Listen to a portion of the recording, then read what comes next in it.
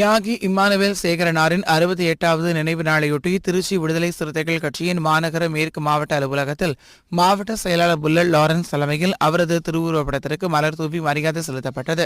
இந்த நிகழ்வில் மாநில நிர்வாகிகள் பெல் சந்திரசேகர், லட்சுமி பிரியா மற்றும் நிர்வாகிகள் ரஹீம், வழக்கறிஞர் ரகுநாத், அண்ணாதுரை, ஜெயக்குமார், பாலன், தில்லைகுணா, சவுகத் அலி, நூர் முகமது, ஷேக் அப்துல்லா, ஜீவன், தேவன், அலெக்ஸ், மணிமாறன், பூபதி, கணேசன், தினேஷ் உட்பட ஏராளமானோர் பங்கேற்றனர்.